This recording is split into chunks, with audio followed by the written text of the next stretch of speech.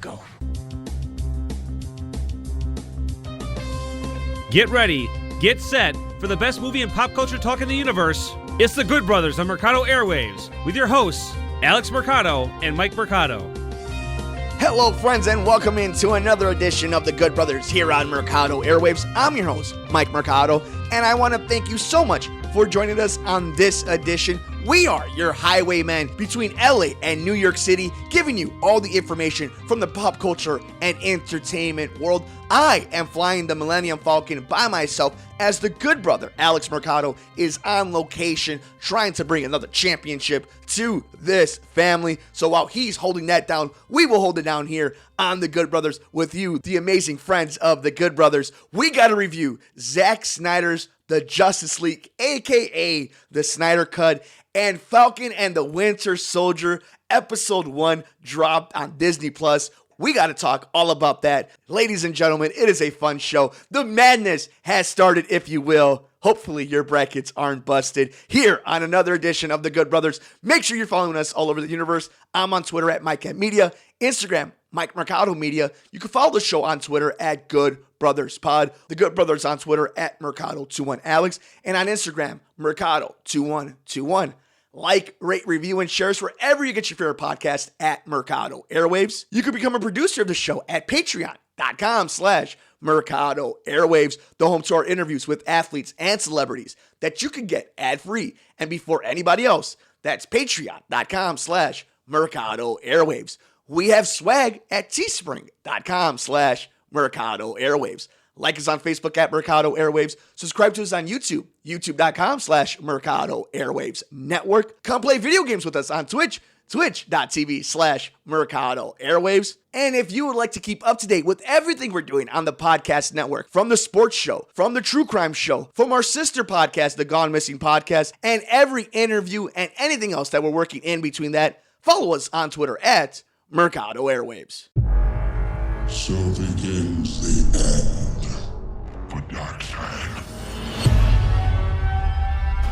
I've never seen a being this strong. Maybe one. He's back. I spent a lot of time trying to divide us. I made a promise to him on his grave. I need to bring us together. There are enemies coming from far away. They serve an old power. This world is divided. No protectors here. No lanterns. No Kryptonian. It will fall in his name. I have turned worlds to dust. All of existence shall be mine.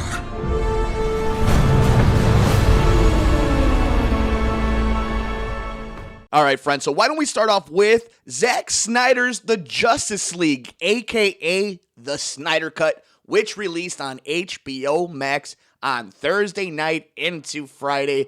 And here we are. The journey has finally come full circle. We get the movie that had been in limbo forever. The rumors finally have come to fruition as we get to see the Snyder Cut in all its glory. So I have some thoughts, and before we get into any details, anything that you want to see, if you don't want to be spoiled, if you didn't see the original version of Justice League, I thought this was fantastic. I loved it. I am somebody who truly disliked the first Justice League iteration that we got and Dawn of Justice.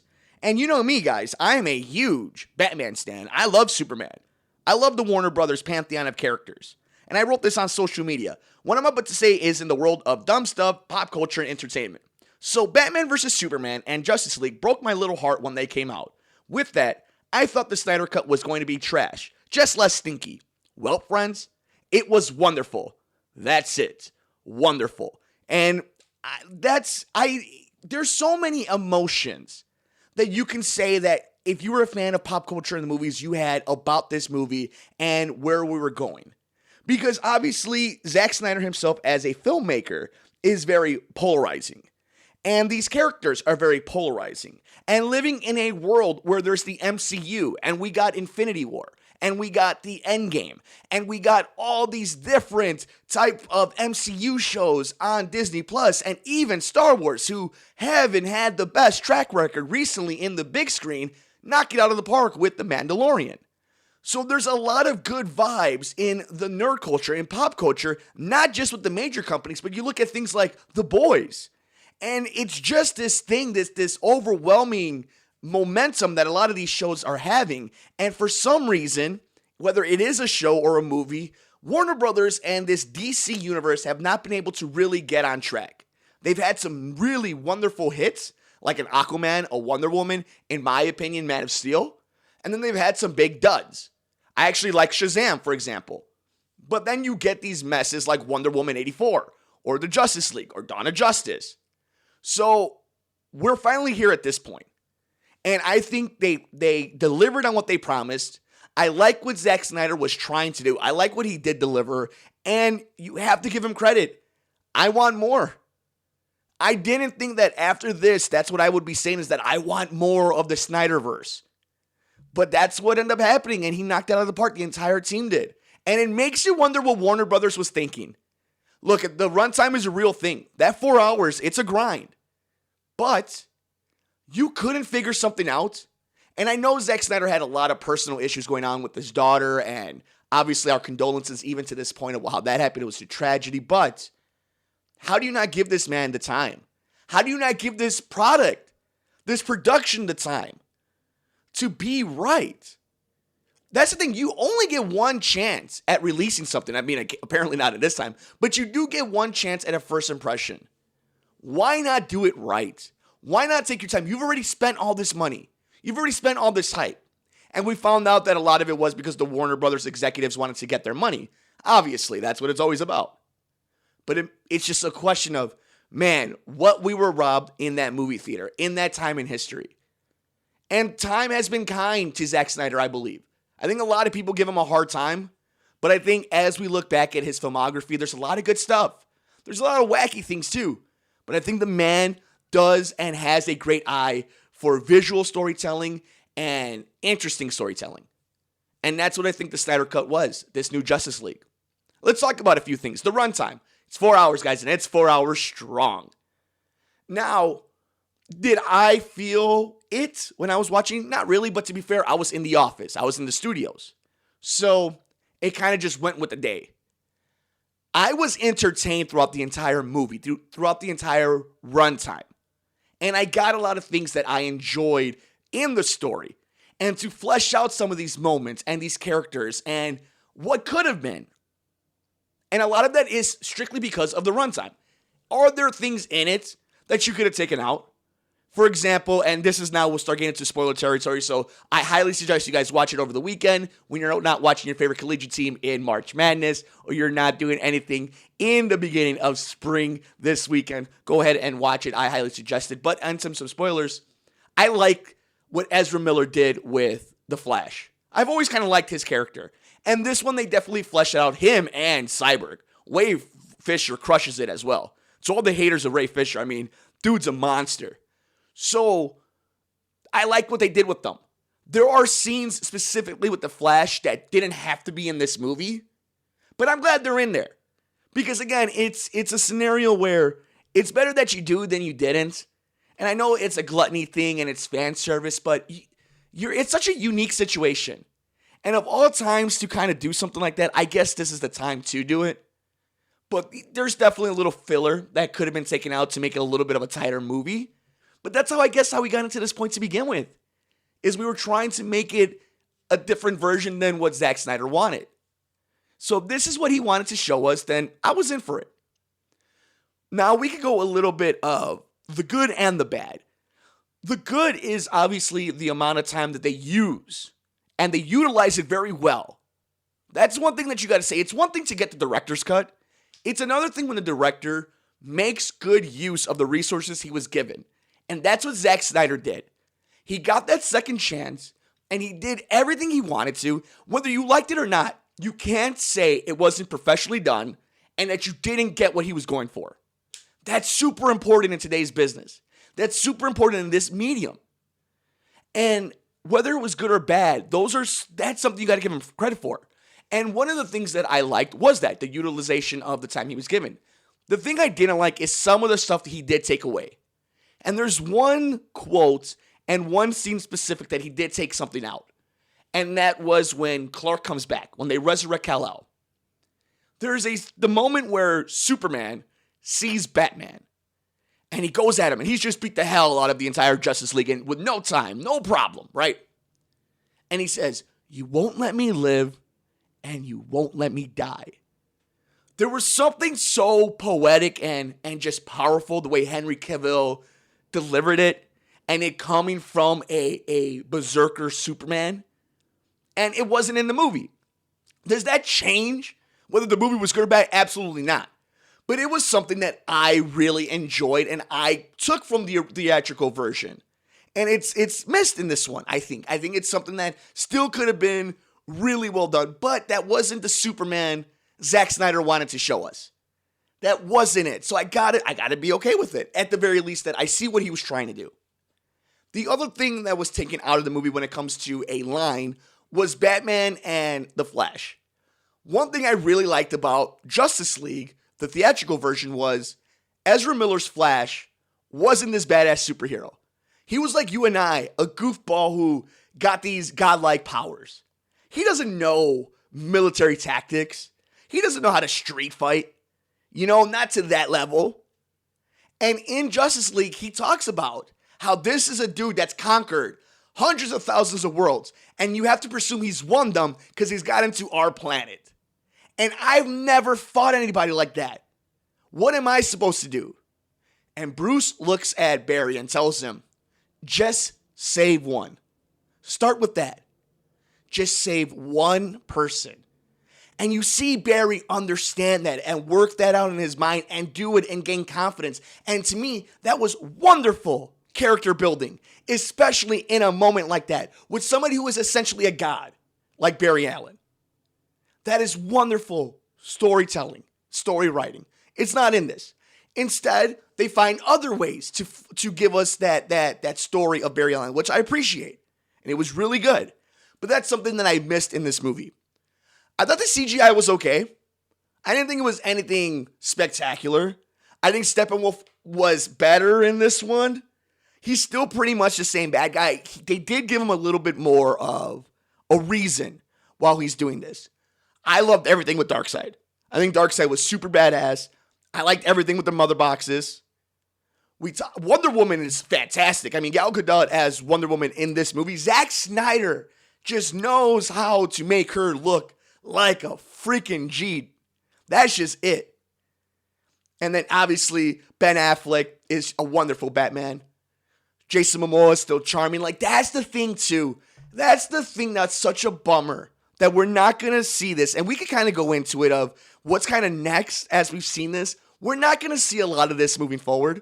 A lot of them are going to have their own movie, but we already know J.J. Abrams is working on his own Superman movie. And chances are Henry's not going to be in it. We already know Ben Affleck is going to be part of whatever Flashpoint is. But after that, we get our Rob Pattinson Batman directed by Matt Reeves. So it kind of is a bummer that all this great chemistry and all this momentum will be kind of ending. And it does end with this movie. Because we have heard that Zack Snyder's done. I think Warner Brothers is done with all this. This was a nice treat. They're not going to make their money back. This cost them $70 million. I think this was for good PR. This was to get people on HBO Max. But it seems like this is it. And if that's the truth, if this is it, what a wonderful way to go out. What a wonderful way to put this all together.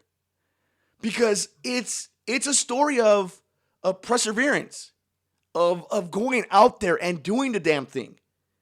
Because this, we all knew, let's be 100% honest, we were making fun of the Snyder Cut. All of us were at some point or another. And not only does it come out, it gets a 78 on Rotten Tomatoes from the critics. It gets a 97 from the fans. Look at the difference between that one and the original theatrical release of Justice League. That's a triumph. And I loved it. I enjoyed it. I suggest you guys watching it. We'll talk about it when the Good Brother is back in studio, but shout out to Zack Snyder. Shout out to his family for what they had to deal with in the making of this. Shout out to the performers who gave it their all again, who believed in this. Shout out to the fans who helped this become a thing, because Zack Snyder's Justice League, aka the Snyder Cut, was a wonderful experiment that we got to see in this medium. And damn it if it didn't deliver and did justice to some performers and characters and minds behind the project that put a lot of TLC into this. And for us fans, that's all we can ask for. Oh, and yes, I did think Jared Leto's Joker in this version was pretty damn cool and haunting. And again, just leaving us wanting more of Jared Leto's Joker versus Ben Affleck's Batman. But if nothing else, at least we got to see it one time.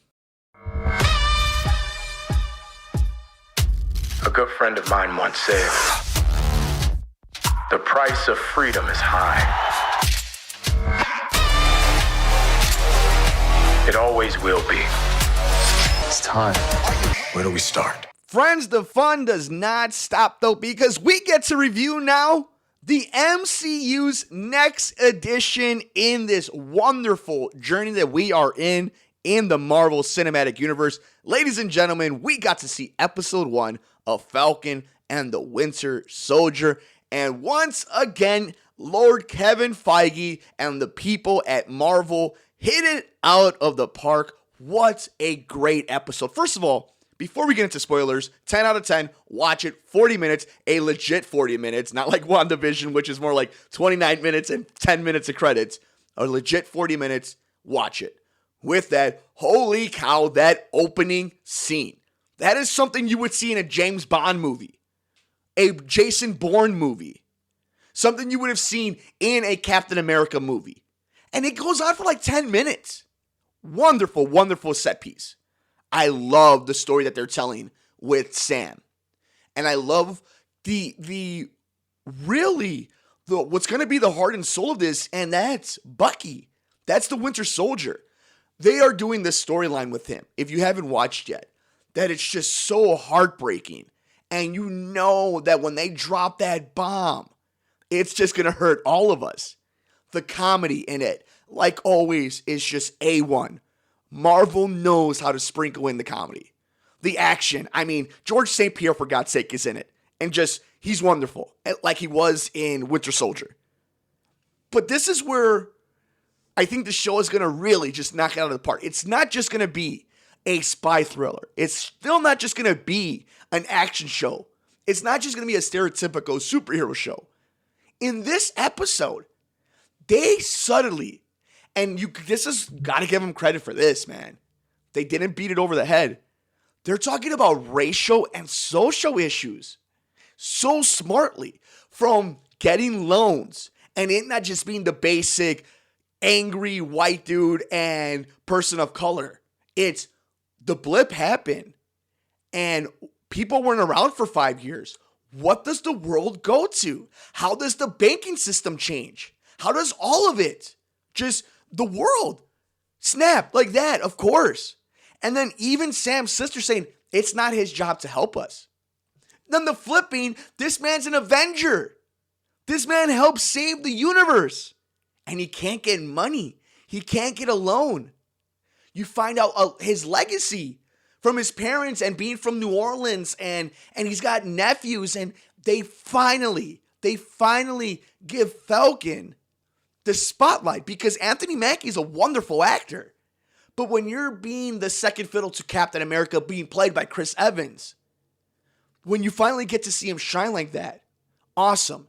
And the subtle little things that he does when finding out he's not going to get the loan, when he finds out that, spoiler alert for the end of the episode, that when he gives up the shield to be in the museum, they bring in U.S. agent, aka fake Captain America. And there's so many things you could look into that. It could be a racial thing. It could be a class thing. It could be a government thing.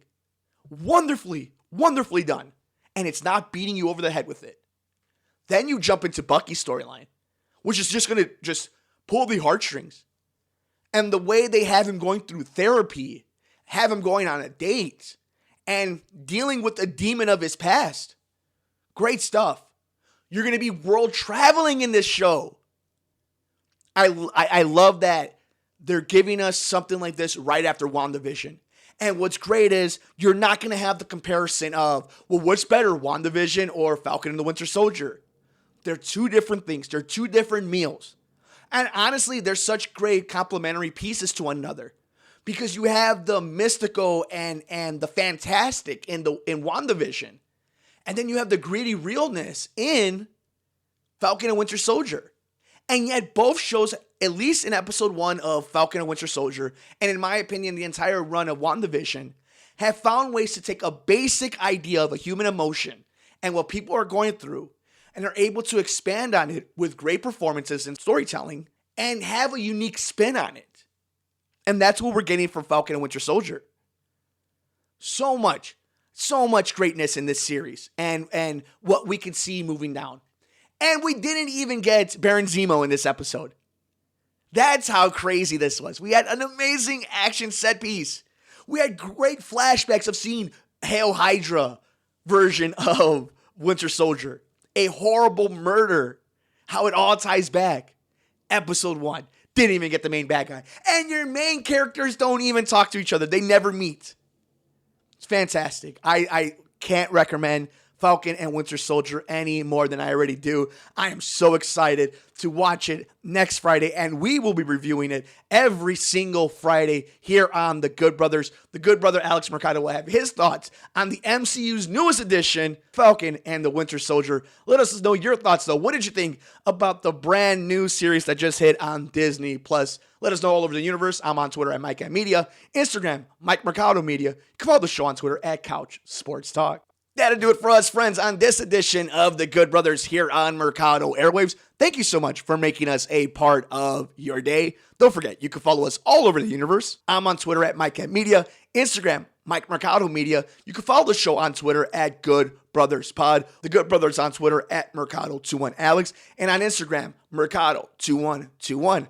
Like, rate, review, and share us wherever you get your favorite podcast at Mercado Airwaves. You can become a producer of the show at Patreon.com/Mercado Airwaves, the home to our interviews with athletes and celebrities that you can get ad-free and before anybody else. That's Patreon.com/Mercado Airwaves. We have swag at Teespring.com/Mercado Airwaves.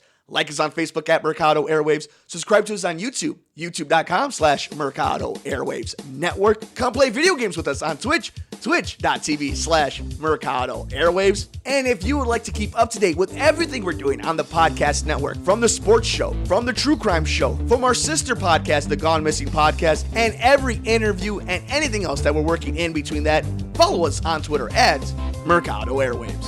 Enjoy all your movies, enjoy all your shows, take care of yourself, take care of each other. For the Good Brother himself, Alex Mercado, I'm the Good Brother, Mike Mercado. We will see you next time here on The Good Brothers on the Mercado Airwaves Network. Thanks for joining us here on The Good Brothers, here on Mercado Airwaves.